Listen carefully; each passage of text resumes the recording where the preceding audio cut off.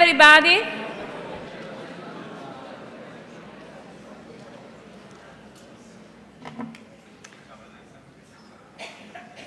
Just trying.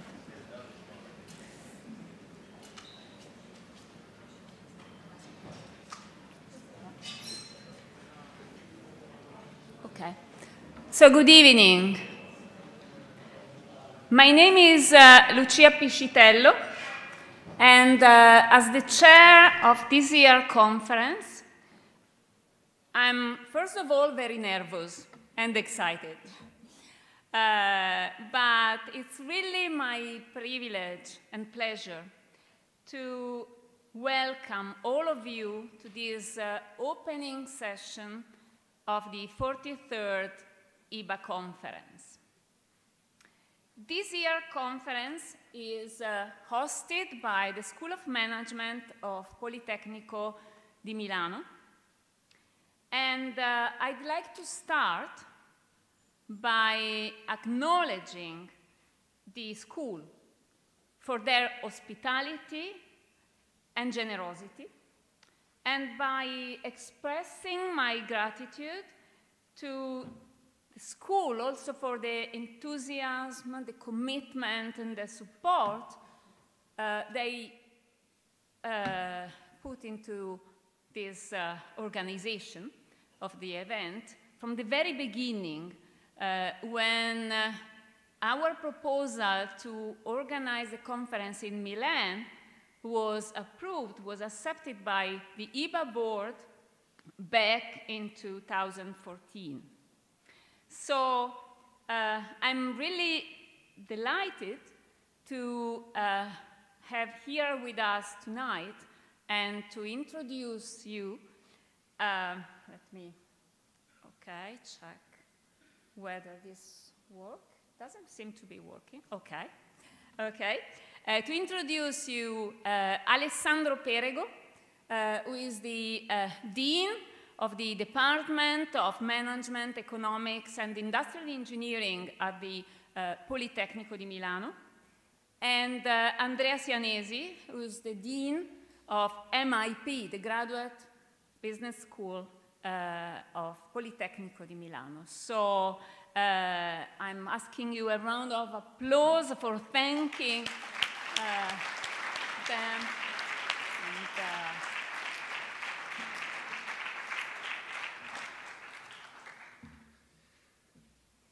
so, good evening, everybody.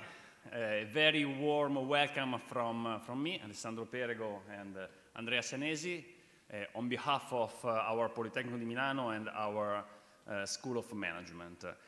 It's really an honor to host this very interesting conference, this prestigious conference here in Milano.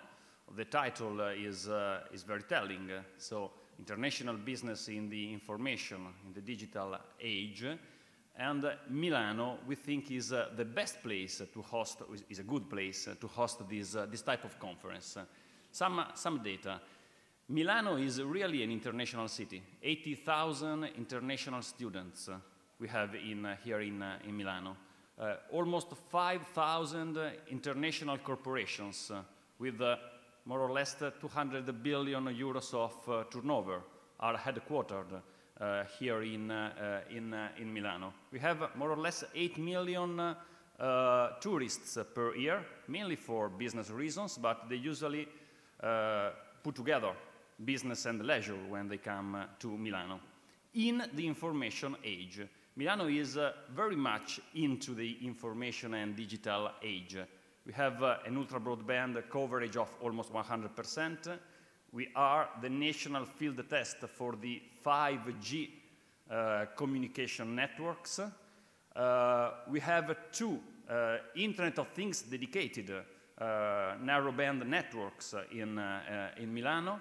We have more or less 10,000 companies working in the ICT sector in Milano, with 100,000 more or less employees in this sector in Milano. We have almost 1/3 of the high-tech startups here, the Italian high-tech startups here in Milano, and 40% of the funding here in Milano. We have a lot of projects in the smart city area. We are planning to have a smart district in Milano and a greenfield smart village at the outskirts of Milano. Let's say, finally, just as a final data, we have a lot of innovation projects in the area of smart food, smart design, and smart fashion, which, as you know, are some of the sectors and the business in which Milano and Italy is very strong. So we think that this venue is the right venue. It fits very well with the content of this conference, and again, a very warm welcome from me and Andrea. Now I leave to Andrea some words about the Politecnico and the school. Thank you.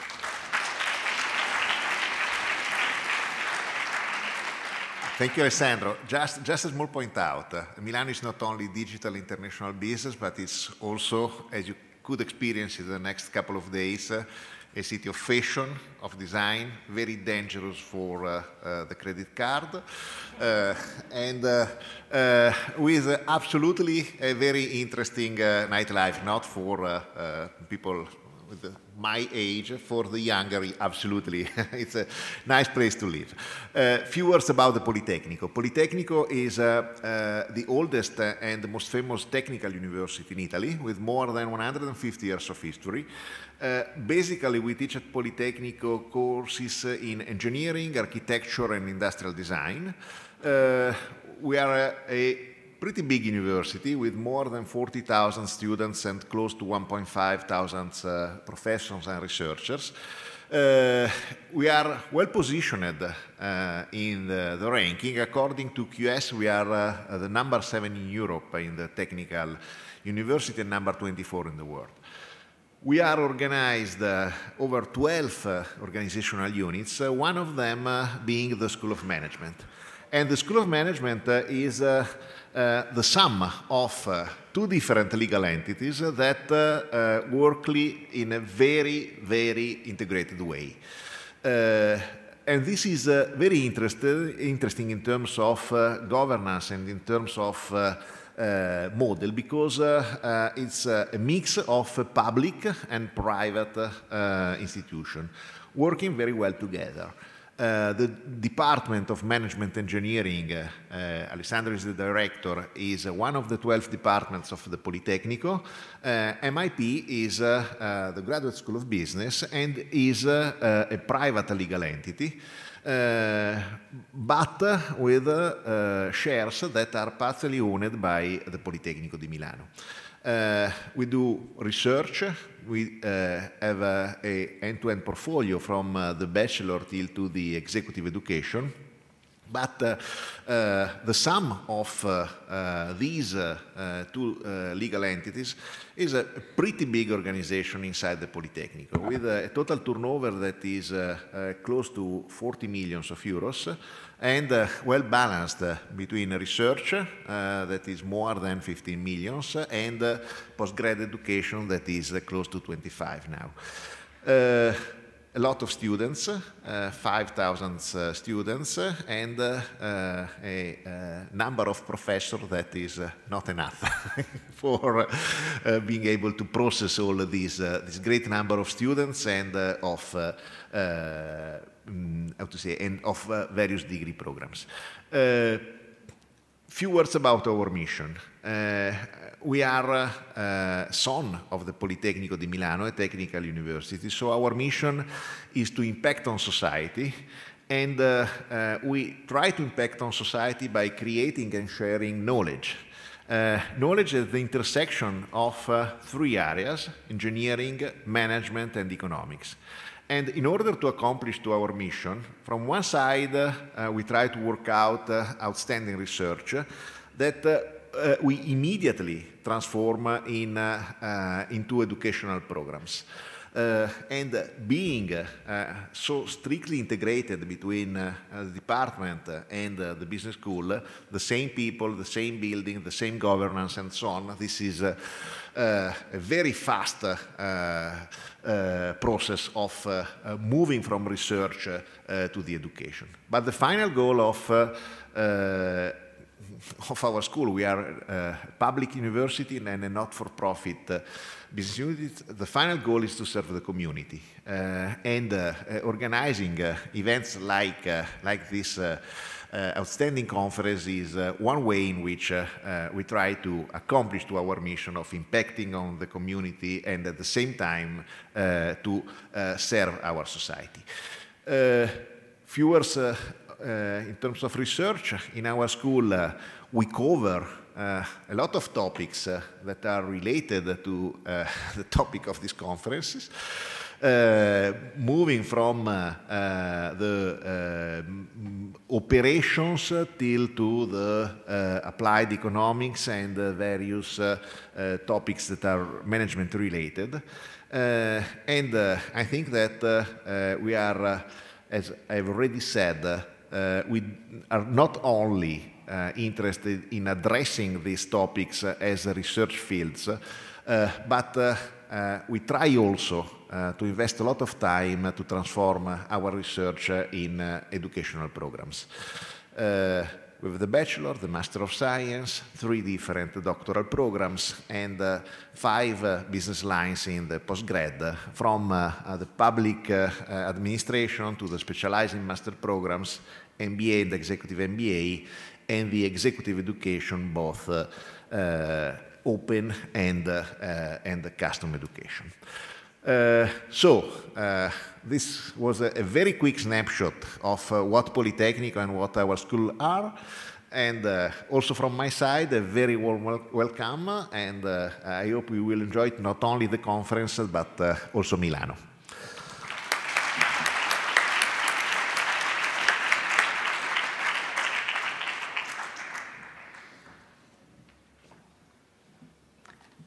Okay, thank you, Alessandro. Thank you, Andrea. Okay, so the theme of the conference is, as we know and as we heard, international business, internationalization in the information and digital age. And this is also the theme of this session tonight. And we have the privilege to discuss the challenges posed by the information and digital age with our 4 panelists tonight from different perspectives, from different angles. And I'd like to invite the 4 panelists to join me here. So we have Salvatore Anello. He's head of Accenture, Italy, Central Europe, and Greece Sales Division. John Cantwell, Rugger Business School, University of Rutgers. Silvia Massini, Alliance Business School, the University of Manchester. And Roberta Rabellotti, University of Pavia and University of Aalborg in Denmark. So before starting our session, I'm afraid I'm calling John Cantwell as the Dean of the EIBA Fellows for a said announcement. Please, John. Thank you, Lucia. As some of you may know, we have a rather sad loss that we've incurred as a community in the past month. In the last month, we've lost one of our EIBA founding fathers, Reijo Leo-Saarinen, who was the president of EIBA in 1989 when he organized a wonderful conference in Helsinki that some of the more stalwart EIBA colleagues will recall. And I'm going to suggest in a moment that we observe a minute's silence in recognition of Reijo's contribution. But just a word or two first about Reijo. He made some major contributions to our subject area in the field of internationalization processes. He therefore contributed to the broader Scandinavian tradition of internationalization process models. We'll say a bit more about Rayo at the EIBA history session that will be first thing on Saturday morning for those that want to attend. But also, there's a website that EIBA has arranged, which you can leave your own contribution to the memorial for Rayo. And I'd encourage you to do so if you knew Rayo and you would like to leave a few words on that site. It's easy to register. It says it's members only, but you just register within a moment or two, and then you can post your own message.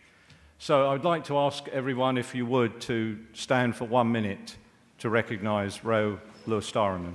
Thank you.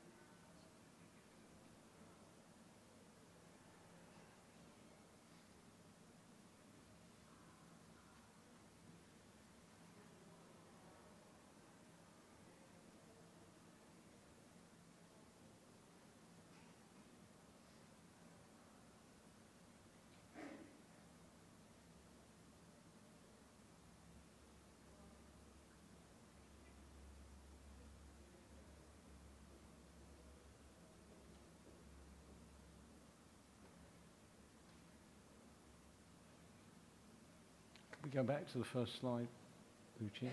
Just thank you. Thank you very much. And now back to Lucia.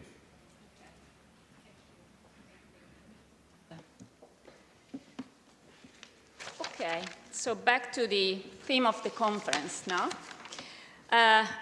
So the emergence of what many scholars call information and digital age has actually profoundly changed the character of the IB activity. So increasing modularity, flexibility, vertical disintegration, but also the flourishing of collaborations and networks of networks as opposed to the traditional hierarchies. The acceleration in the creation of knowledge, in the diffusion of knowledge, in the exchange of knowledge, but also the increased complexity of knowledge. And of course, the digitalization, the Internet of Things, the artificial intelligence, virtual and augmented reality, big data analytics, 3D printing, and 3D manufacturing are actually just few of the drivers that have influenced profoundly services, products, business models, institutional settings, and that have changed and actually accelerated the global landscape in fundamental ways, so that somebody has started to talk not only about information or digital age, but about exponential age. And the more disruptive wave of technological, let's say, changes already started in the mid-2000s. So about 10 years ago, or even a little bit more, and the implications are increasingly evident and span different disciplines and different fields.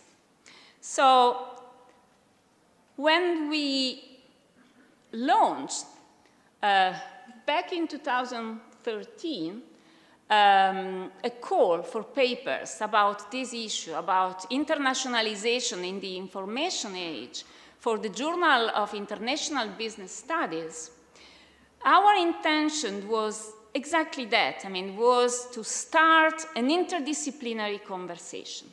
And for that reason, we highlighted some key issues, like the existence of the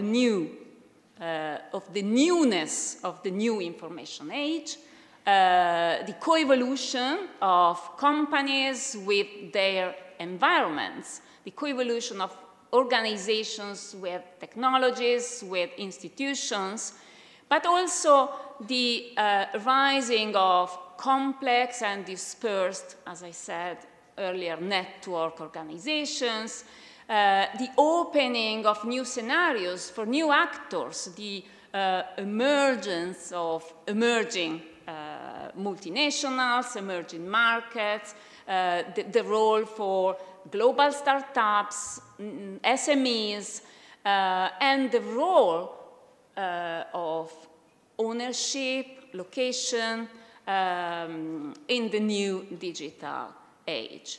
So this issue, I believe, seems to be even more relevant today, and certainly require further evidence, further reasoning, further conceptualization. And I took, therefore, the opportunity to address some of these questions to our panelists in order to continue such an interdisciplinary conversation. So I'm going to raise the first question about the, actually the existence, the new information age, about are we living actually in the new information age? So Salvatore, are we living in the new information age? Thank you, Lucia. How are you to push here? The first one? Just, okay. Should be, okay. Okay. Thanks, Lucia, for the invitation. I am a little bit nervous too, because I am not familiar in running a conference with the academic world, even if it's a couple of years that I run some lesson conference by the School of Management.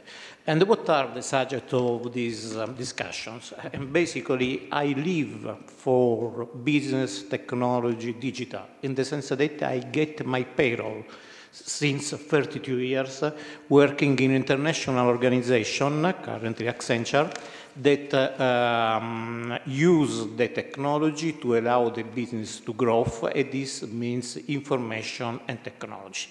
So thanks to the digital and to the information, I get my monthly payroll, and I have the honor of having worked around the world in countries like Russia, Middle East, and so on. I will tell you a story in 3 steps, basically. The first step is this. It is not written here, but this is Accenture. It's not branded because the target is not to have any advertising, but sharing with you some key facts that challenge the existence of a so large organization. We are 425,000 employees in the world. We are the largest consulting digital firm in the world. I will tell before to some soft factor, and after I will switch to the hard factor. Soft factor, these 400,000 employees are spread around the world. The biggest organization is North America, 90,000. The second is India, 70,000 people, employees. In Italy, we are 12,000, and not incidentally, our headquarters is here in Milan. We are challenged about the size. Please take in consideration that we have a total turnover that is around 10%. attrition of 10%. This means that every year we have to hire, train, like a big university, so there are point of contacts between university and international organization, 40,000 people. If you realize that the ratio of hiring from the first interview is 1 to 10, this means that we are an enormous machine that train people for what target. And in this sense, we are aligned to the initial speech, to share the knowledge. We are an intellectual capital organization. We have no financial assets, we have no data center, we have no any plant, so our intelligence, our intellectual capital are me, my colleagues, and so on. So when every year we have to maintain the business, hire 40,000 people, we have to maintain the knowledge, share the knowledge, avoid that the knowledge is destroyed. This means that we use largely, very largely, all the digital assets. Think too about connections, conferences, video conferences, web, knowledge exchange, basically, internal social network for the employees. Without the digital, we would not survive. 7 or 8 years, when I joined Accenture had 200,000 employees. The analyst said that the limit of the growth of Accenture would be hire, retain all this intellectual capital, that means people inside the firm. Some analysts wrote that it was quite impossible to continue to grow in the service industry with hiring people. And without digital, effectively, we would not succeed. So digital for us is our life. Please consider that incidentally, we have a rate female male that is 40%, and our target in 3 years is arrive to 50-50. That could be perceived as very simple, but if you could tell with my colleague in Japan or other countries, this is very tough to reach. Second consideration, 53% of these colleagues are millennials. 75% of these colleagues are under 40 years. To retain, to try, to attract the best intellectual capital, you need to be a digital firm, because not being a digital firm would be not simple. Retain all these millennials that not incidentally are just the half for my age. So I have the honor of being one of the oldest leader in Accenture. Final consideration on this slide is the hard factor. I talked about the soft factor, the enormous importance of maintaining our knowledge, because we are not more intelligent, not more smart of our customers, but simply we rely on building the knowledge coming from non-thousands customers around the world. There is the hard factor. 5 years ago, Accenture was already the largest organization, and we were a consulting and ICT company. 5 years ago, we decided to switch to the digital. 50% of our revenues currently comes from Internet of Things, cloud application, web, analytics, automation. So there are soft and hard factors, so I would simply say, Lucia, that without digital, an international business organization like ours would not survive. When Lucia challenged me during the long weekend about thinking about the difference, the importance of information age, helped by the long weekend we had in Italy 1 week ago, and looking to my books, I am an hobbistic reader of historic books, I realized some concepts now I would illustrate. I think that basically all our story of civilization is the story of information. We know that the Chinese Empire had the news about the Roman Empire. Information flow, but with different protocols and with lower velocity. But all our civilization story is a story of information. The story that I will tell in the next 5 minutes, which I have 5 minutes still, yeah, is very simple. On the bottom, there is the extension of the Mongolian empires, the Moguls, around 1250. It was one of the largest organizations in the world, and it was written that it was the last trial of the nomad culture to have to take control of the resident people. What happened around 1250?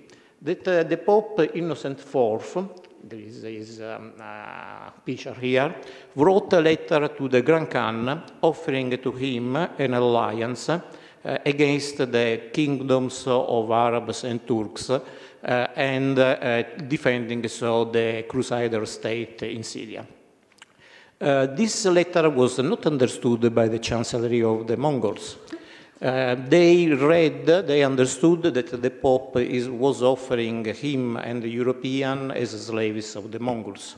So the Secretariat of the Mongol court wrote a letter. We have not to think a simple letter. There were pergamene with a size large until 12 meters and large between 1/2 and 2 meters, and they were carried on by specialized people. When the Grand Khan did not understand or discard the sense of the letter of the Pope, and they understood that the king of Europe was willing to surrender and dedicate the kingdom to the Mongols. So the Mongolian wrote to the Pope, okay, we are okay with this. Please come to our court in Karakorum, I don't know how to pronounce it in English, in Karakorum, and give us your submission, come personally. And there was a lot of embarrassment in the court in Rome. So what is the sense of this story? The information were always very important, but was different the velocity. Here there are a couple of pictures that show the time around 2 years that these written messages with Franciscan friars from the Pope and with dedicated people from the Mongols connected the Central Asia to Rome, so 2 years. For give you another example, there is the picture on the bottom represents the destruction of Baghdad operated by the Mongols in 1267. And this very important news, because the Caliphate was destroyed, all the not Christians people were killed, arrived in Europe 2 years after. Perhaps you remind when there was the Iraq occupation, which was 2003, if I am right, or something like that. We opened the TV in the morning and we saw the airport of Baghdad occupied by the North American Marines. So this is, let me say, I am here in academic world. It's not a scientific demonstration. It's just a deep, let me say, analysis.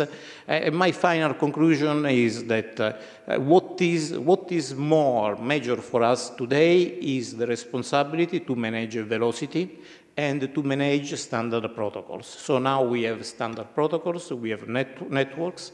And that it was said at the beginning, we are just at the beginning. We told about the present in the first slide, about the past in these 2 slides, but the future is the 5 giga network. What would be a difference between our current networks and future 5 giga networks? It's quite simple. The 5 giga networks is conceived for this device, for this machine. 4 giga networks are designed for human talking.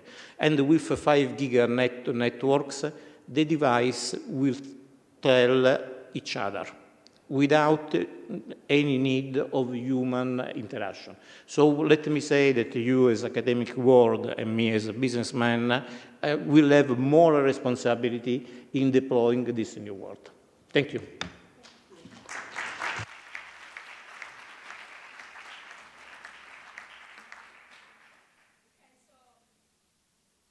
within the information age, therefore, we know that organization change, organization co-evolve with technologies, with the environment. So I'm going to ask John, how have multinational enterprises evolved and adapted with their environment in the information age? Thank you, Lucia. Yes. That's okay. Oh, okay, thank you. So I wrote a paper on this topic with Sariana London, who's here, and John Dunning, that was published in JIBS in 2010.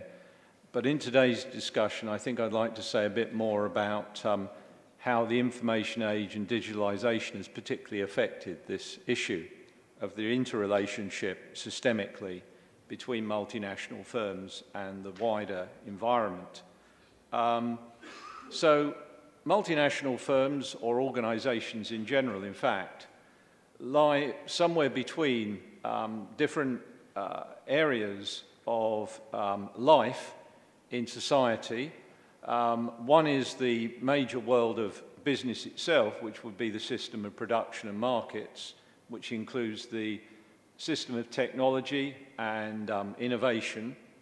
But also there's the societal institutions, the way in which society as a whole operates, which incorporates issues such as culture and understanding, but also issues of the state and policy, about which I think we'll say more later.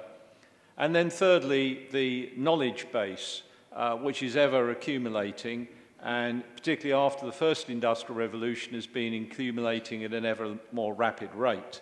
And this, of course, is not least the case in the information age.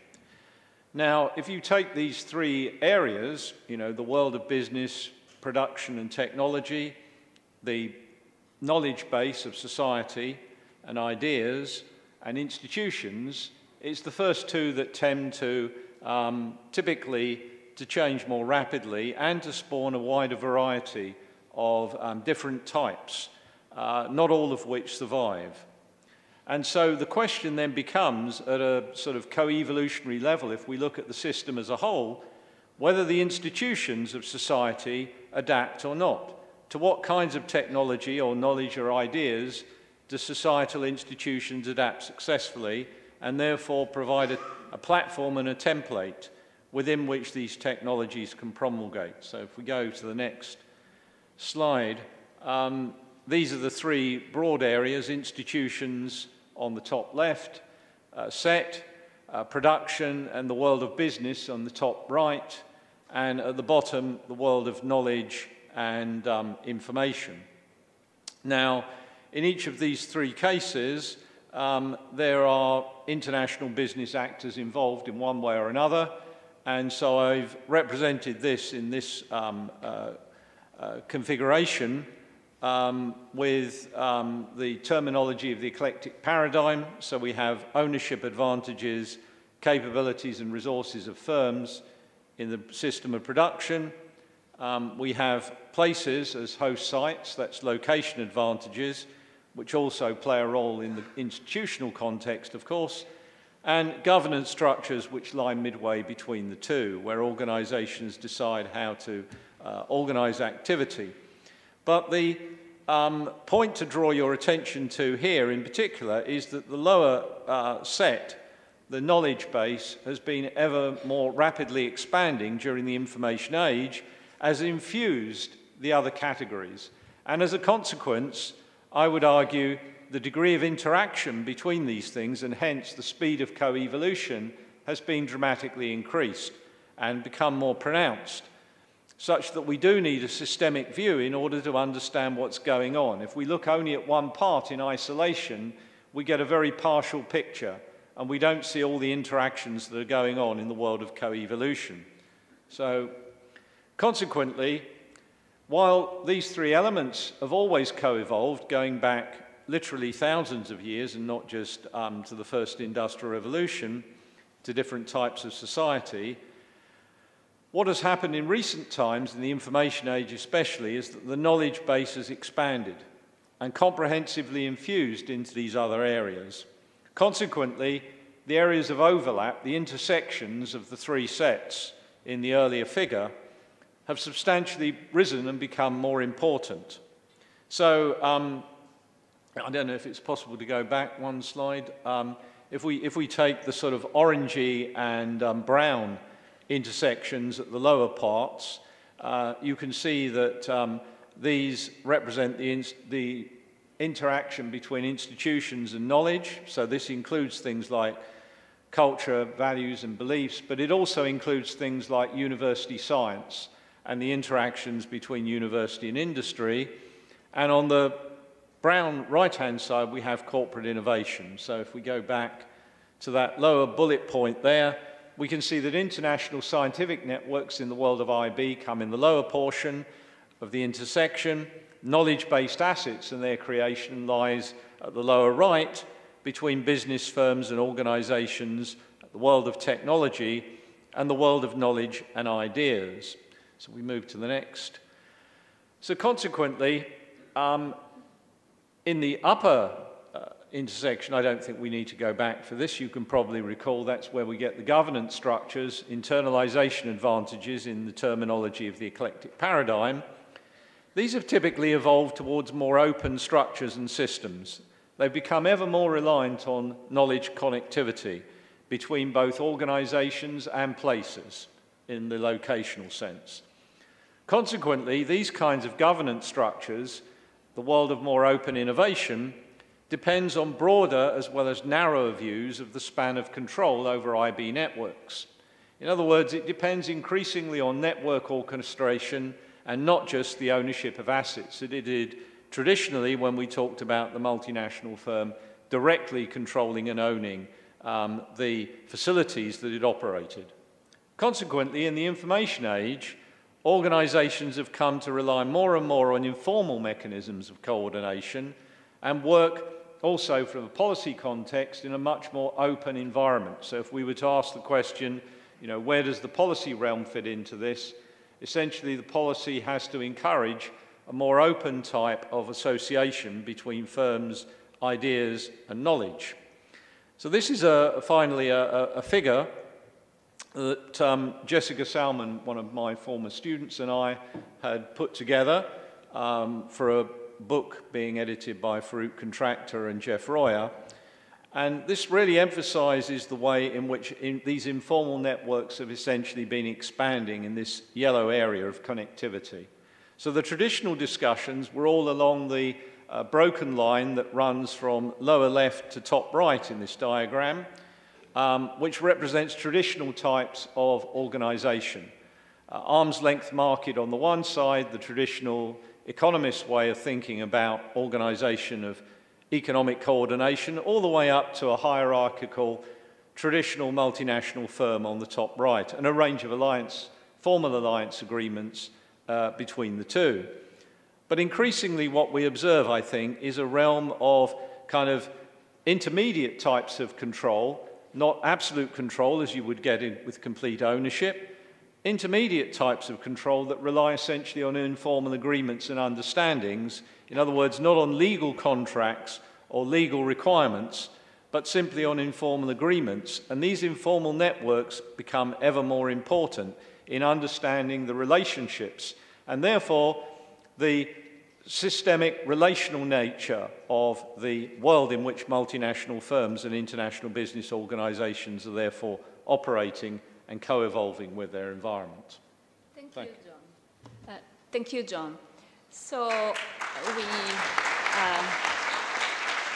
we see, therefore, that the information age foster changes in the governance structure, and if we would like to go a bit deeper at a more micro level, Silvia, what governance structures have been adopted by MNEs to manage this, cross-organizational, open kind of networks? Okay, thank you, Lucia. And what as if people know me, I am not an IB scholar, I'm an innovation scholar mainly, but increasingly I've been interested in internationalization of innovation processes. And so my background helps me answer this question.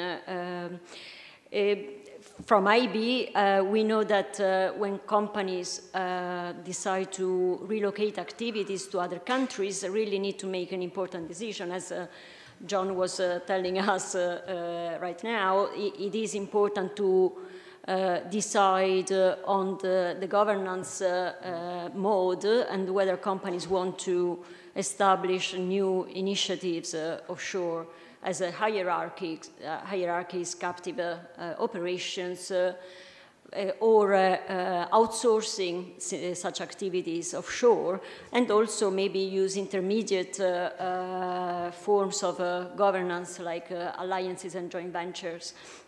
Now, this is very important because the consequences of this decision impact on the performance of companies. And also traditionally in IB, these decisions have been explained using TCE, the resource-based view of the firm, and dynamic capabilities. My background and my innovation and also interest in organizations makes me add, at a more micro level, we should think also about other issues like organizational design, the nature of the activities that companies want to relocate, and the global sourcing of these activities if it is in the form of outsourcing. So what I would like to point out is that organizational design relates to the way companies might disintegrate, decompose, and fragment these activities, and the type of activities that companies tend to offshore more recently are business functions and services, not manufacturing. And this is important because the nature of these activities may be different from pure production. And finally, companies may decide to offshore small tasks or entire functions. So why are these issues important? Business functions, differently from manufacturing, have a degree of intangibility. They are, business services by definition are produced and consumed simultaneously. They tend to be more intangible, and they also range substantially from, in terms of value adding and knowledge content, from simpler, lower level tasks like call centers, to more knowledge-intensive activities like R&D, engineering activities, also financial and accounting. So the nature of these activities may decide the type of governance that companies may decide and choose, because then that affects the knowledge transfer and how to manage this knowledge transfer, also because there are risks of knowledge leakages. So drawing from the literature on modularity, what I'm talking now about draws really from some recent research that I've done with Stefano Elia, that must be around, and also Rajneesh Narula. So all credit to my co-authors. But in a recent paper, we brought together also the idea of modularity with the idea of offshoring.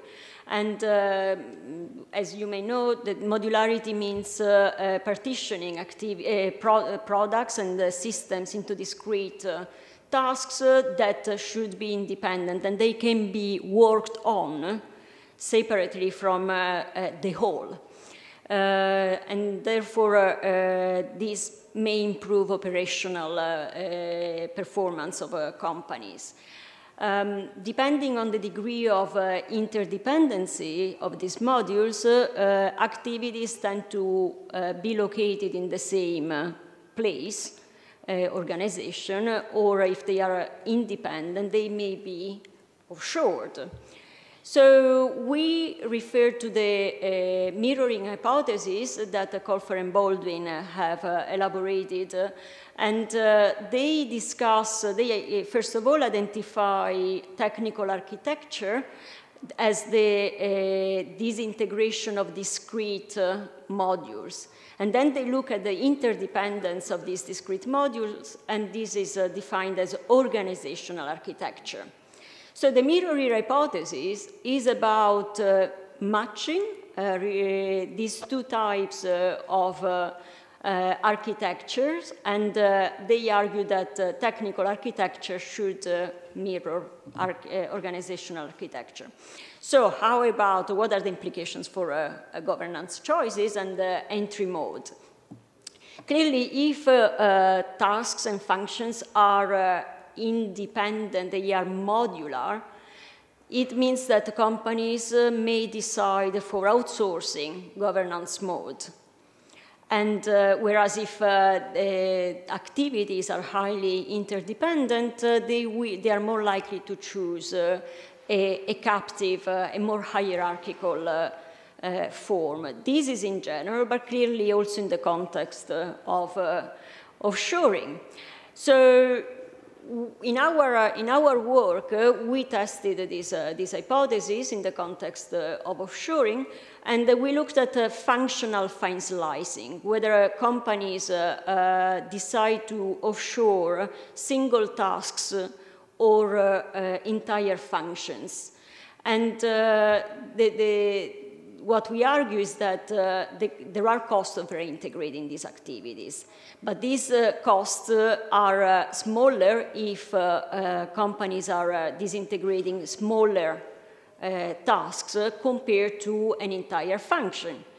The reason is that smaller tasks normally are attached to other tasks within the same function, and therefore they use similar routines, knowledge paradigms, and the reintegration is more straightforward compared to when companies offshore the entire function that needs to be reintegrated with other functions of businesses. So there are that are based on maybe different routines and paradigms. So what we argue in our paper is that the mirroring hypothesis is more likely to hold when this disintegration occurs in the form of a functional fine slicing, but is not likely to happen or less likely to happen if companies are not introducing functional fine slicing.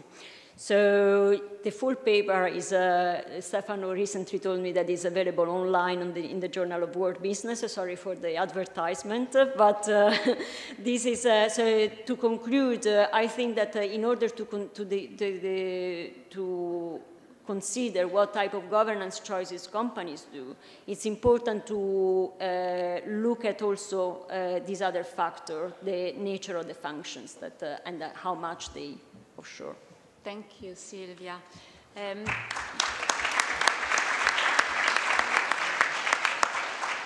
such an increasing fragmentation, so the increasing modularity, the increasing fragmentation of the value chain, does that open new opportunities for new actors? So, for example, emerging markets. So how are emerging markets capturing these opportunities, if they do? Roberta. Thank you, Lucia. Let me start also from saying that I'm not an IB scholar. That's the reason why. My interest in multinational companies is also quite recent. I have started to work on international, on multinational companies from the perspective of a development economist with an interest in innovation. And this is because multinational companies have become key actors in the process of technological and innovation catch-up in emerging countries. So, yes, indeed, I think that emerging countries have recently assumed a key role in the global geography of investment flows. And let me start just from presenting you three very simple stylized facts that provide a clear picture of the importance of emerging market in this global geography of FDI.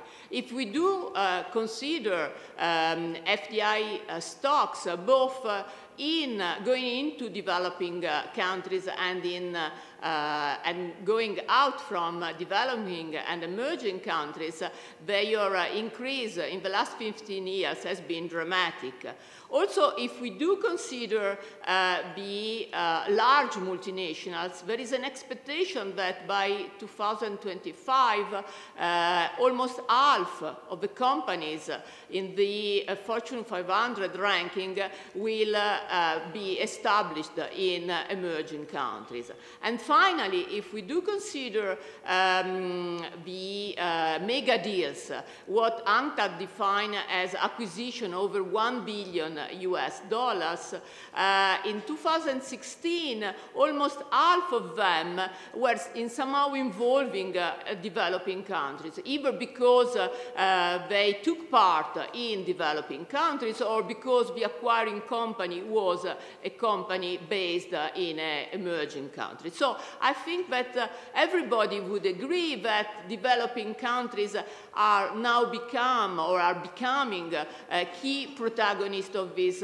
global investment flows.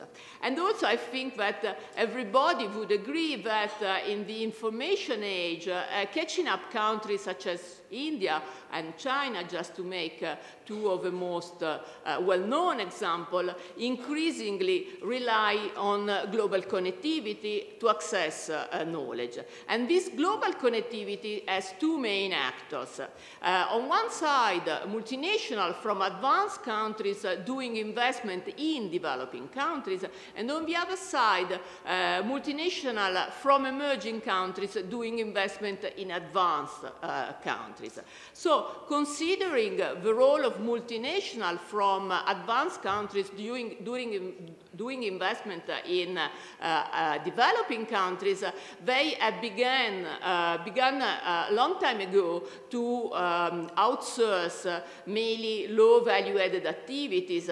And through this investment and thanks to the involvement in global value chains, local suppliers in developing countries have started at the beginning to learn production capabilities, so to learn how to produce, how to manufacture product which could be sold in the global market. And then gradually they started to climb up the value chain, so starting to upgrade and to higher value-added stages of the value chain. So here there is a very vast literature about how upgrading is taking place in global value chains. And just to be very simple, the main point is that upgrading does depend on the governance pattern in the value chain.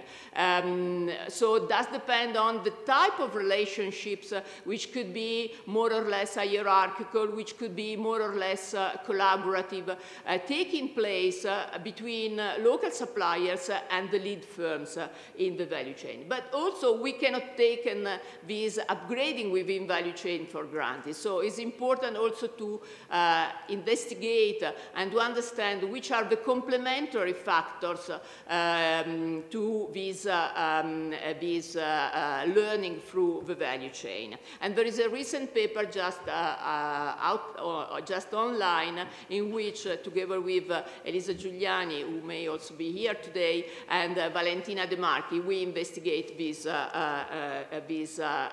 factors which are complementary to global value chain learning. I will skip this just for the sake of time. So let me come to emerging market multinational. Emerging market multinational have become key actors in the cross-border acquisition of external new knowledge through their investment in advanced countries. And there are many ways ways in which we can investigate how emerging market multinationals are acquiring knowledge in advanced countries.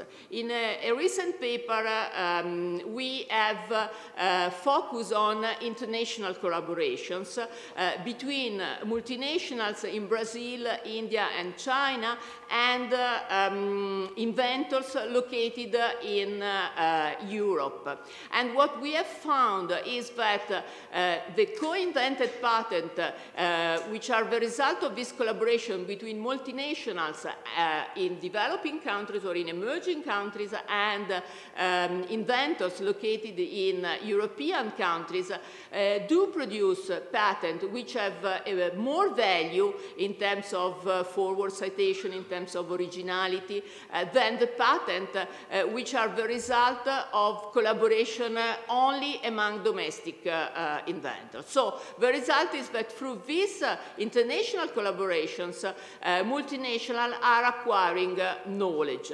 Of course, we cannot say that this knowledge is also leading to an improvement in terms of the innovation capacity of these firms.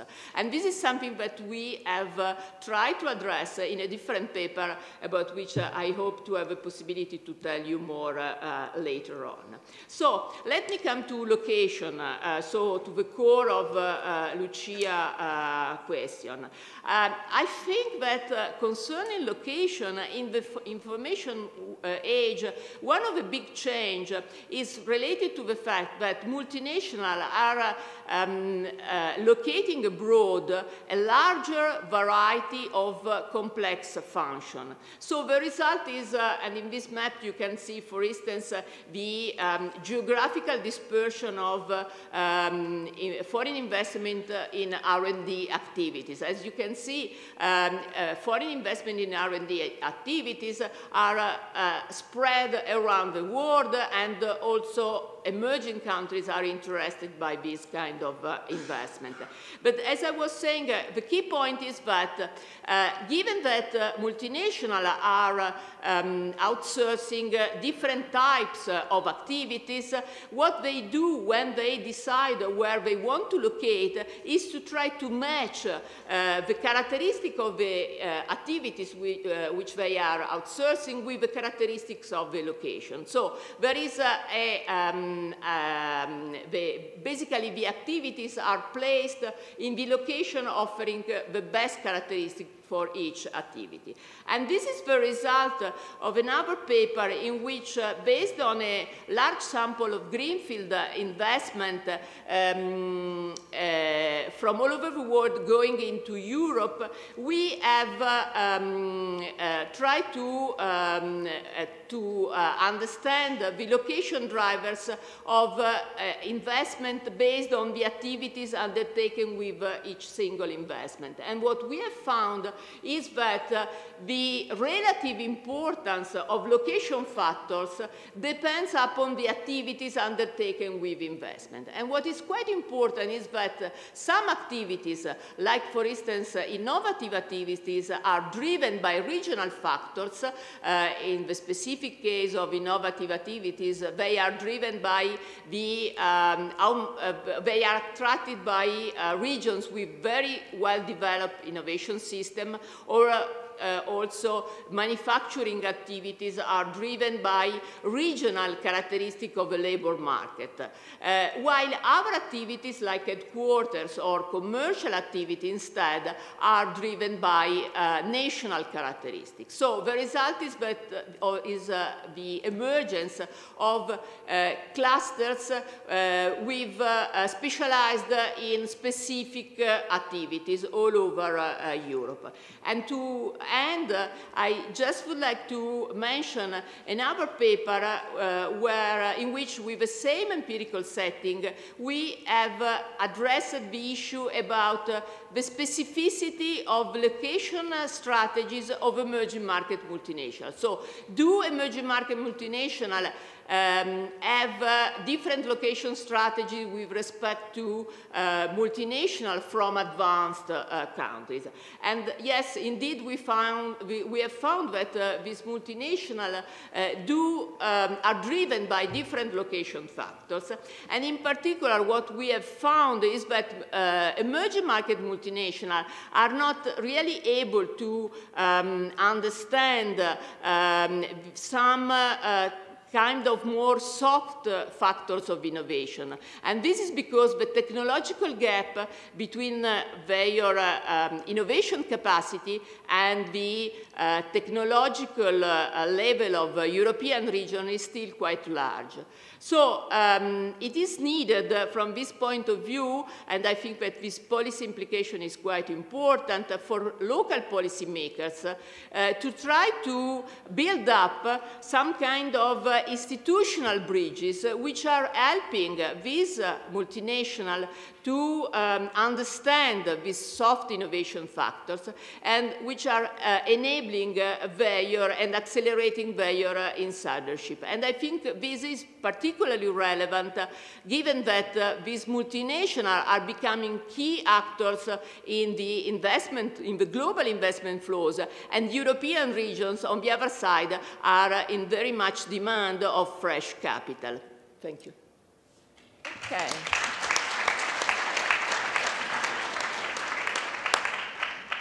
Thank you, Roberta. So we can perhaps say that information age did create new opportunities for emerging markets, and emerging markets are actually capturing these opportunities to shift their position within the value chain. So the next question is, how about opportunities created for other actors, opportunities created for SMEs, for international new ventures, for global startups? So I'm going to address this question to Silvia, what are the opportunities and role for SMEs within this context? Okay, so in this case I can say I'm not an SMEs expert, but I do have some implications and some ideas for answering this question. What I'm looking in another stream of research that I've been involved in the last few months is the role of online platforms and researchers on demand in developing innovation strategies, or how these are changing innovation processes and how companies are managing these activities. And one issue is really relevant for the topic of this conference is that there is an increased number of platforms that operate as intermediaries between companies that are trying to find solutions to their innovation problems and skilled people that are ready and prepared to provide these solutions. So in this sense, these intermediaries, these platforms, are giving more opportunities to companies of all size, but this is particularly relevant for SMEs, to recruit talent globally, STEM work, and knowledge-intensive business services. So the fact that companies have faced a shortage of talent, mainly in developed countries, has been quite an important driver for offshoring of innovation activities in the last 10, 15 years. And the companies, large companies have developed themselves internal platforms in the past. P&G has Connected Develop, the origin, some people say, of open innovation, Eli Lilly, Innocentive.com. These were internal platforms for finding solutions to innovation problems. But after that, we have seen external web-based brokerage platforms that have developed. So we see the emergence of a new industry in a sense. And these platforms have also been defined as a crowdsourcing for problem sourcing. This is just a snapshot of some of these platforms. You can see that they cover different business functions from research and development that I'm more interested in, to other activities like marketing and design, other intermediary services, and corporate intelligence, and so on. One of my co-authors based at Duke is looking at freelancers that are registered with these platforms, and she has identified, I mean, the data shows that there are as many as 50 million registered freelancers, which is quite astonishing. One caveat is that maybe each of them registers or more than one, so maybe that is a bit smaller, but still we are talking about millions. Okay, so it is a real phenomenon that is emerging. So why are these platforms useful? Why do companies need them? And the reason is that companies sometimes don't have internal solutions and simply need, instead of investing in additional knowledge, they don't have resources, they realize that maybe there is a solution out there. And these platforms allow to have the problem solvers to come to them. So companies also sometimes they have a rigid mindset because they operate always within the same knowledge paradigm, and sometimes solutions in innovation come from different fields. So there is also the possibility of tapping in other knowledge fields that the company wouldn't have. Here there is an example, a table that shows that there are different platforms models, these web-based platforms operate in different ways. They have, in a sense, different business models. Some of them may simply be facilitators connecting employers, clients, companies with freelancers. Some are more intermediaries in trying and engaging multiple freelancers for the same problem. Some are assemblers, and they find the solutions together, and thousands of micro tasks. And some of these platforms provide governance and certifies quality of freelancers, because clearly that is maybe an issue. So as you can see also, they do variety of work. That is their pointer here. So R&D support functions as well as simply idea generation. Companies need more and more ideas. Sometimes they are content generation, transcriptions, and also software development. So you can see a big range of different tasks that companies post on these platforms. The research that I'm doing uses data from freelancers, so we have a large data set. Unfortunately, the results were not ready for the conference, so I cannot really provide more details, but we're looking at the size of projects. They can be even just $10 type of fees, or thousands of dollars. And we have a distribution of freelancers, mainly based in India and Australia for freelancers. So maybe at the next EIBA conference, I will present the results, not in the plenary. And so these platforms really are important for companies of our size, but especially for SMEs, because small companies don't have resources. They cannot develop the knowledge that they need internally, and they can access cheaper talent, because they work as auctions.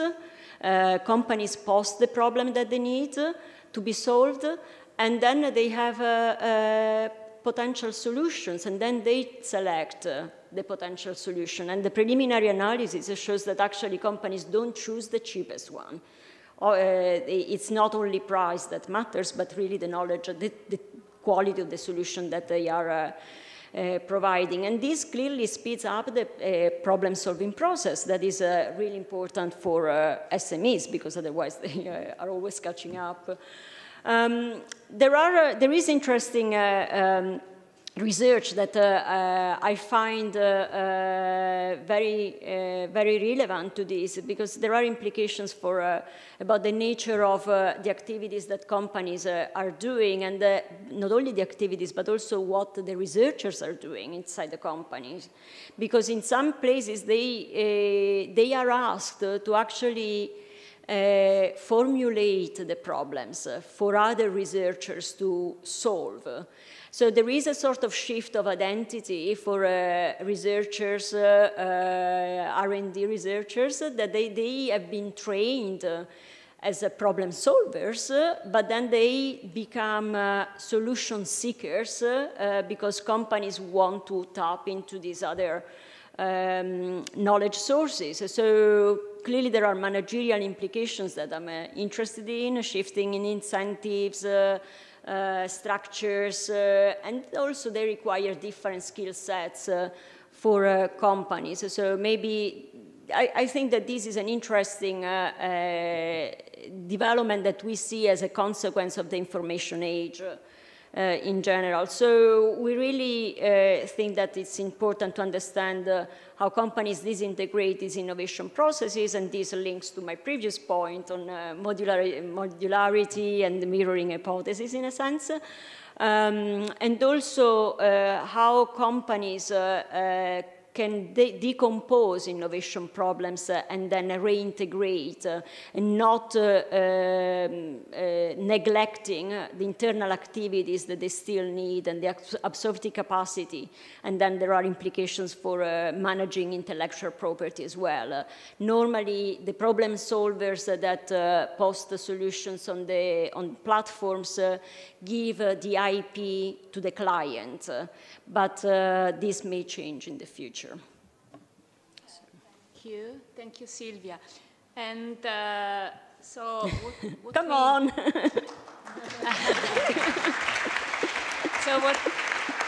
Thank you, Silvia. So what we get is that these new technologies, this global platform, online platform, do seem to provide new opportunities for SMEs, so new actors on the scene. But at the same time, they seem to question the role of location advantages, and in particular, the relationship between location advantages, ownership advantages. And so I'm addressing the next question to Roberta. So what is the relationship nowadays between location and ownership advantages? Okay, thank you, Lucia.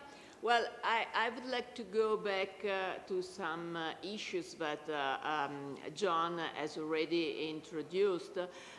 It is quite clear that due to the increasing complexity of knowledge and technologies, MNEs are more and more complementing their own knowledge by tapping into geographically dispersed local knowledge bases.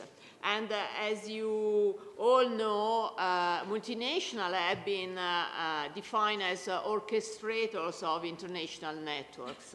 And as John has already said, ownership advantages have changed. They are not anymore only own firm capabilities, but they are a combination of own firm capabilities and the capabilities that can be accessed externally through networks of various kinds to which MNEs participate. And I think this is particularly relevant for emerging market multinational, and this is because, has been said that emerging market multinationals do have different or even weaker firm and country competitive advantages, at least different from the traditional ownership advantages of advanced countries multinational, but we need to take into account that these at least different ownership advantages are complemented by the capabilities, by the competencies that emerging market multinationals are able to acquire in the networks in which they are able to enter. So in this very decentralized knowledge system, the capacity of multinational to create value and to capture value also depends on the building of networks, but also depend on the insidership in these networks. I think that this issue about, it is very important to understand whether multinational are insiders or outsiders within local knowledge networks, and it's very important to understand the determinant of this insidership versus outsidership, which are likely to be very much locally and firm specific. An element, a concept which was introduced in the literature by Alcacer is the concept of reciprocity within these networks. I think this concept is particularly key for the capacity of emerging market multinational to get and to obtain capabilities and knowledge within the networks in which they do enter, because reciprocity is very much depending on the position of multinational within the network and on the history of multinational within the networks. And it is true that emerging market multinationals very often are very little known in global market. They are very often, they do not have good reputations in global market, and sometimes, and this is definitely the case of Chinese state-owned enterprises, they also lack transparency. So all these has important implication in terms of the capacity of these emerging market multinational and it is influencing the insidership of these multinational within local networks. So it is key from the point of view of emerging market multinational to investigate the determinant of this insidership and to also investigate the possible friction and impediments in getting embedded in local networks. In a recent working paper co-authored with, again, Elisa Giuliani, Amendolagine, and Martinelli, we have tried to address related issues. Here, the empirical setting is a sample of about 200 acquisitions made by Chinese and Indian multinational of European and US company.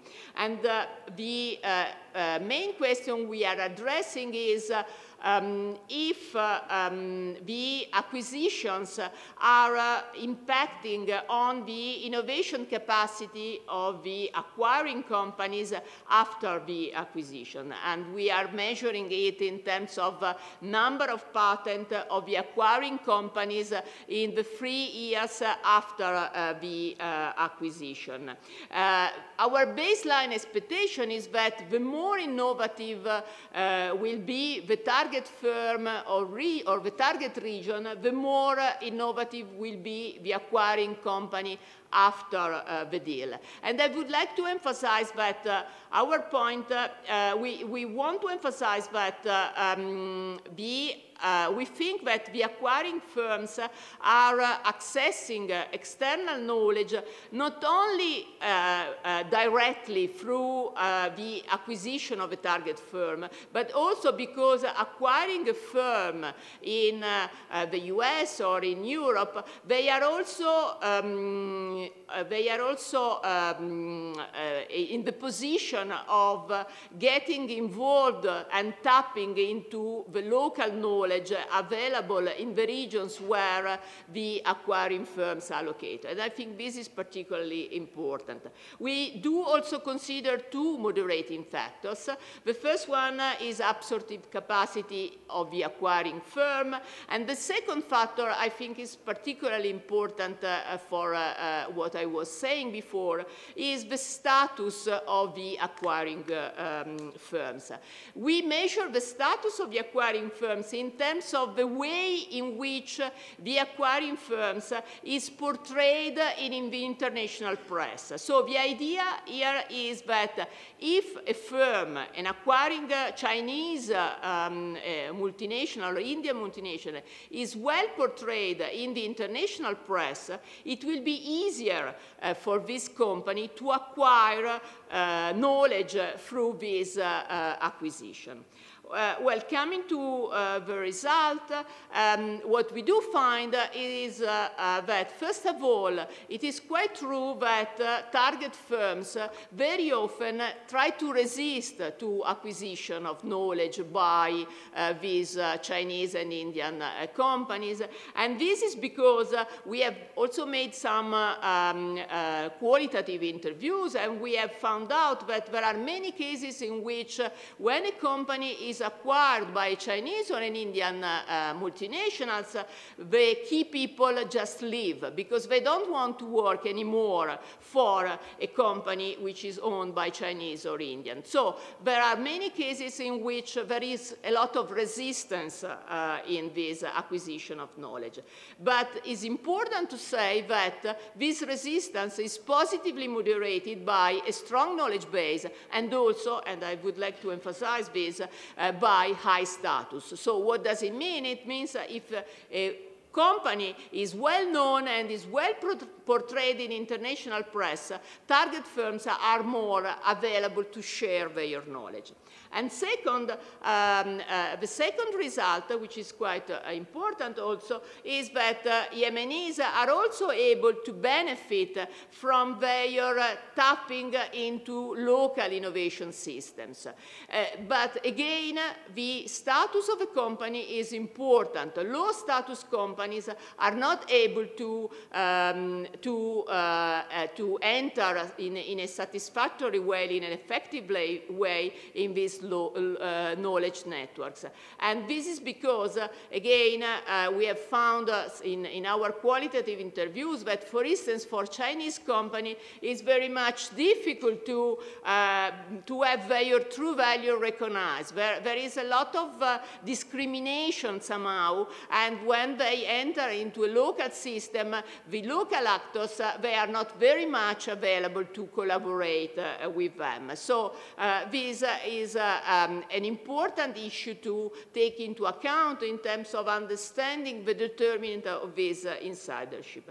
And let me conclude just focusing on the last 2 points, which I think are very important. I think that in future research, there is a lot of, there is a need of much more empirical research exactly in trying to investigate more the factors that allow emerging market multinationals to become insiders in local innovation systems. And from the point of view of local policymakers, it's very important to understand more about the relationship between local networks and international networks. In particular, when in these international networks, emerging market multinationals are involved. And it is important important to understand for them when these international networks are somehow supporting local economic development, while instead it is important to understand when these international networks could instead impede or weaken local innovation and economic development, and when these investments tend to be more of a kind of predatory type rather than investment which can be supportive for local economic development. Thank you. Thank you.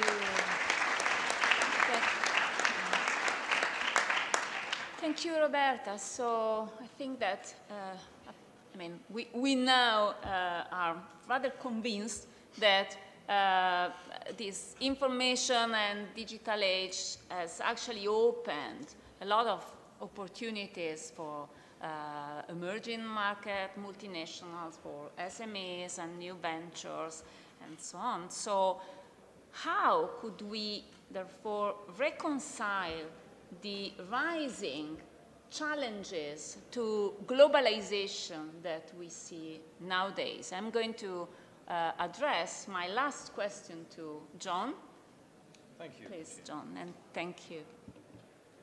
Thank you. So I no doubt members of the audience will be pleased to hear this is our final question. Just to emphasize that. And so you'll have an opportunity in just a moment to say, pose some questions to us or raise other comments. But I want to begin by making one or two other remarks. You know, obviously now what I want to do is to follow up in terms of some of the policy implications, as Roberto has begun to address. And I think we can, using this kind of framework of international business in the information age, say a good deal more about some current trends in policy, international business policy, internationalization policy, globalization policies, where you have quite obviously now, in an even more stringent way, more and more both pro and anti-globalization rhetoric. So what are we to make of this in the information age? Why is it that these kinds of political discussions have come so much more to the fore? And I want to address that.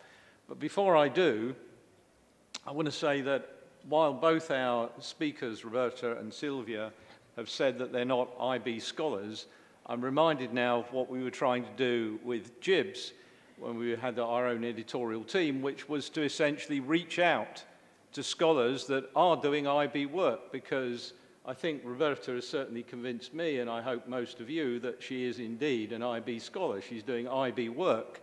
And yet, because of the sociology of our professions, if you don't identify as an IB scholar, if you don't come to the IB conferences, you know, this sort of conversation that should be happening this evening, you know, hasn't often been happening in the past, and we need it to happen more. So that kind of reach out in both directions, I think, is important, you know, for scholars in the world of geography and innovation studies, among others. I want to go back, obviously, here now to look at the divorce that came out at the end of my last contribution, the slide that we had when we were looking at the divorce between ownership and control, and how these factors have become rather less connected than they were in the past. And to pick up on a point that Sylvia was raising, this means that there are both more opportunities, but also potential for opportunism. And as David Teese pointed out in a contribution to JIBS back in 2014, often the discussion of opportunism in IB circles has omitted the factor of opportunities. But we have to understand both these sides of the story. And what's going on in the information world with more and more informal networks, informal agreements, informal business understandings is, in a sense, yes, it's more prone to the scope for opportunism, but the reason it's happening is because there's huge opportunities out there, huge business opportunities that otherwise would go unexploited. And so it's the balancing and the connection between these two, and I want to suggest that these are also associated with particular interests on either side. Interests that are more associated with opportunism, or what I'm going to call rent-seeking on the one hand, and opportunities that are more associated with innovation and entrepreneurship, which I would call profit-seeking on the other. Okay, and I'm going to take here a particular, which has to do with my joint American and British citizenship and affiliation with those two countries, a rather UK-US perspective, which of course these days is perhaps appropriate given the anti-globalization movements that we're now seeing in both these countries. But let me take it back first. This is an image from the first industrial revolution, the mechanical age, and from the aftermath of that first industrial revolution, when there was a battle in place essentially between the landed aristocracy and the nascent, now rising, new entrepreneurial capitalist class promoting industrialization. And this was very well articulated by Ricardo in his attack on the Corn Laws, which of course were defended at the time in Parliament, were set up in the early 19th century in Parliament and in England, and were then resisted by the industrial class that saw them as an inhibitor to the potential for globalization and growth. So this, interestingly enough, back in 1846, I should see that the Corn Laws were actually repealed in 1848, so 2 years after this. Ricardo actually sadly had died in 1823, but he put forward an argument some years earlier that was motivating a lot of the people in this audience. So this was a kind of pro-globalization rally of the middle of the 19th century in Britain. Now we turn to today, and probably most of you will recognize this gentleman. If you don't, you've probably been under a rock somewhere for the last couple of years. This is an anti-globalization movement that represents the present day. You probably know what's on the red cap there. It's articulated in his inaugural address as incoming president as America First. As he put it at one time, he was elected by the voters of Pittsburgh, not the voters of Paris. That is very sort of anti-globalization rhetoric and ideas.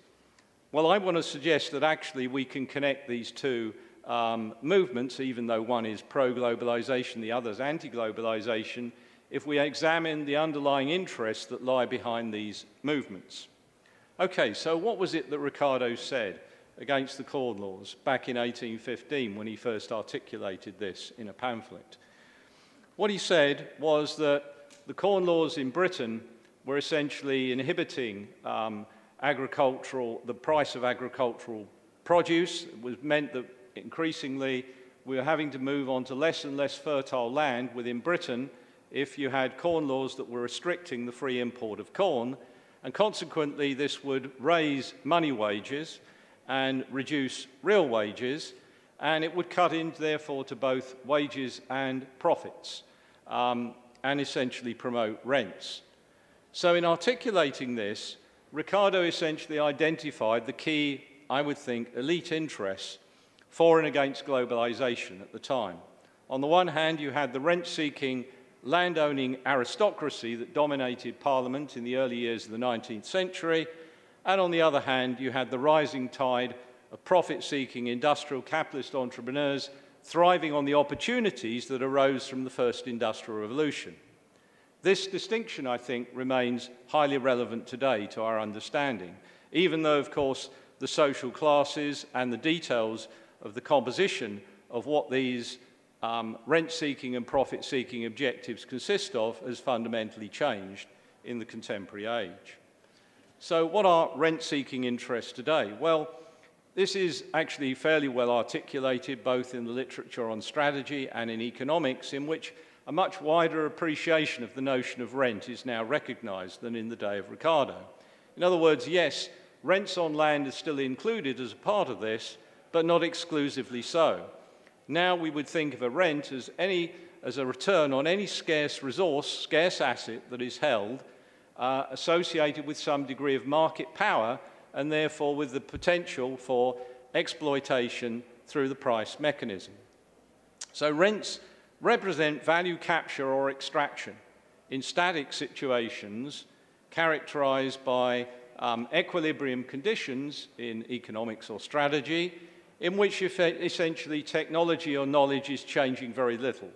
So in other words, it's based on some existing asset, existing capability, existing position in the market that is not being fundamentally changed very much over time and can therefore be exploited in that situation.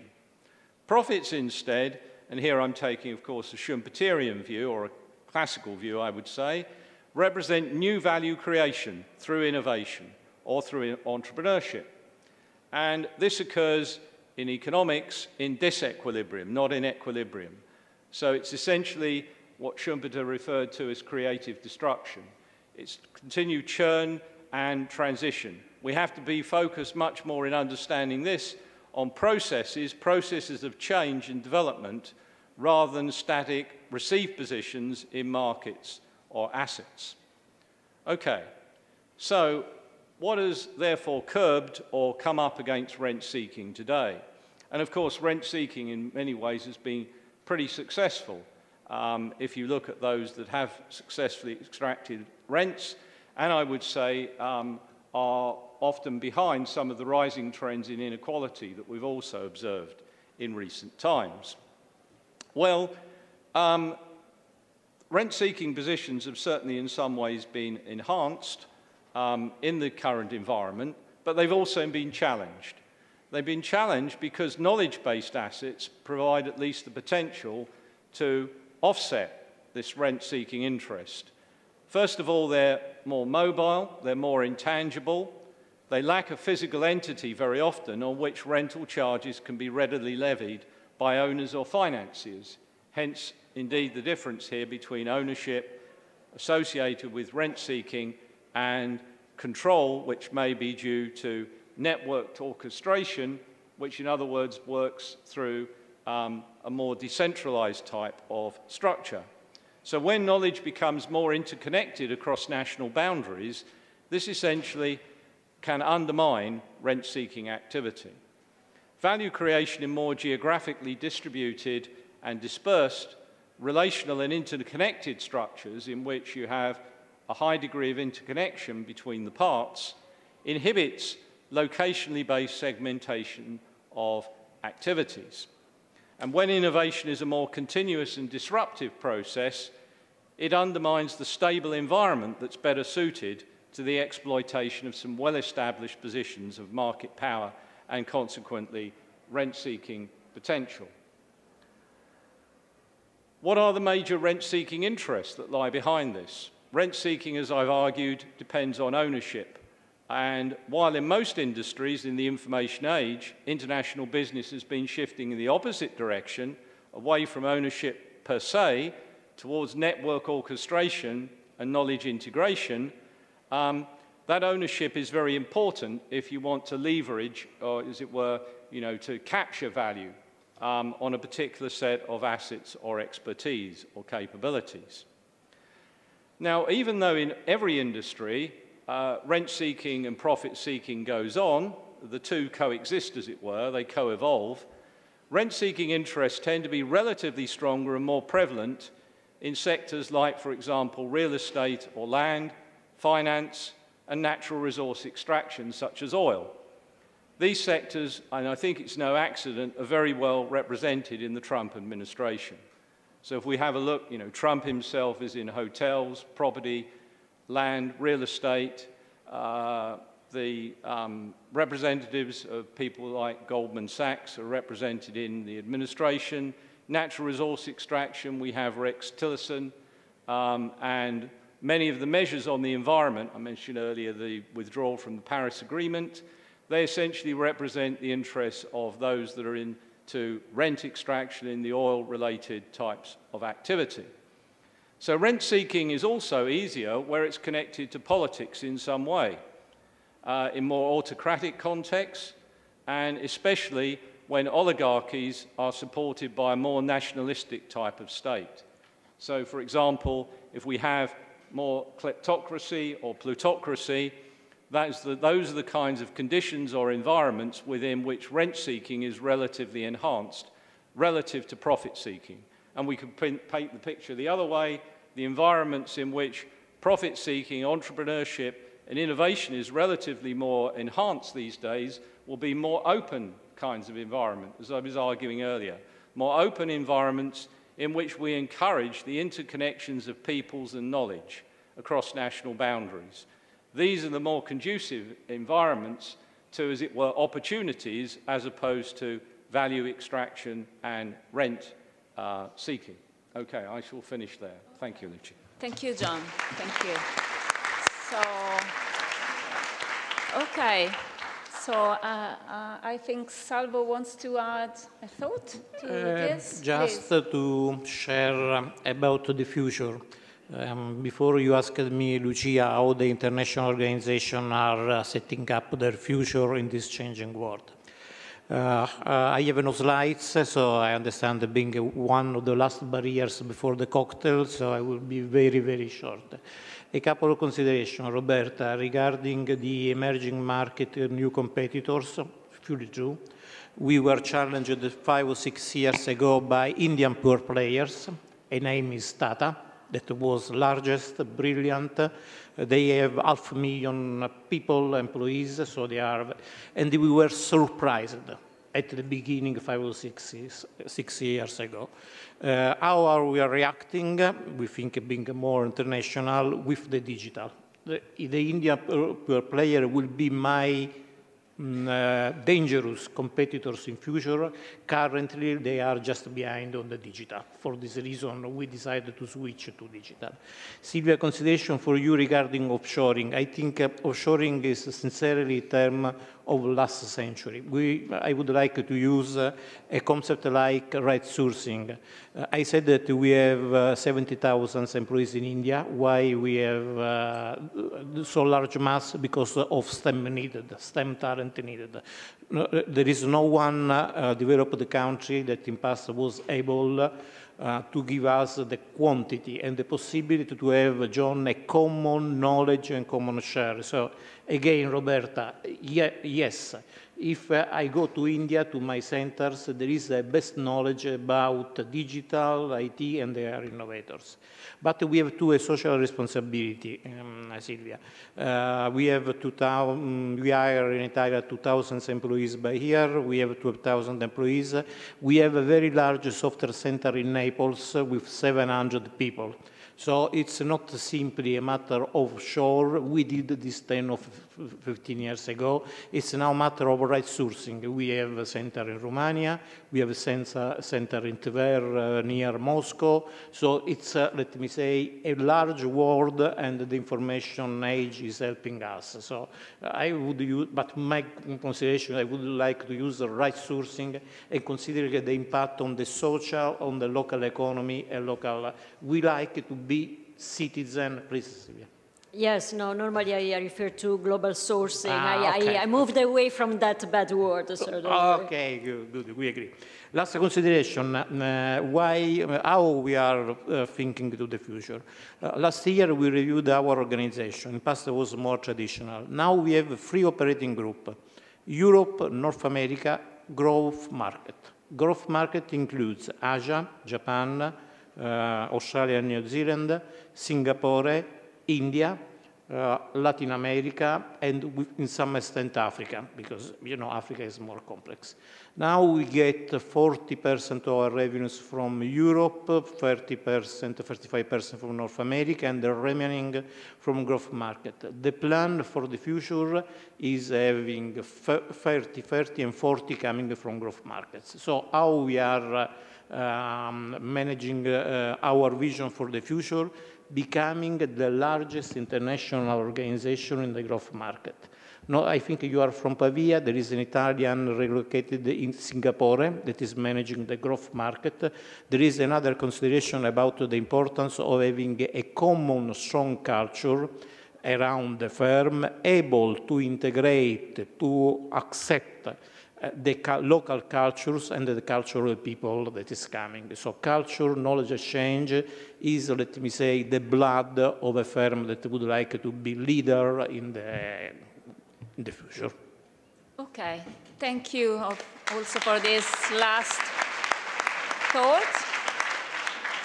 And very quickly, before ending this session, and leave you to go to the opening, let's say, welcome reception that is just outside the door.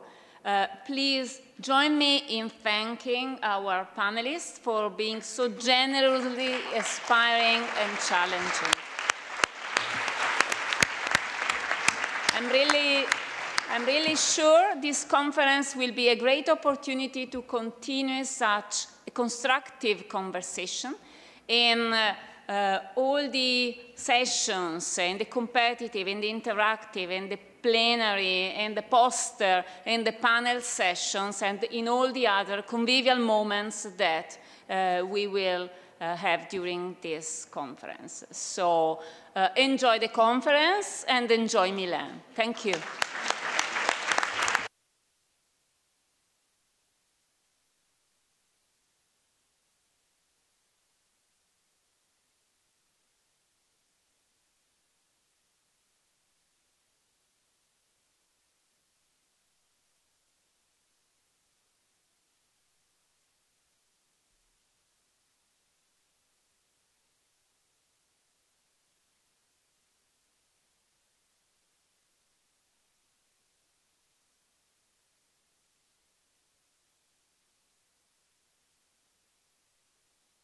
You first.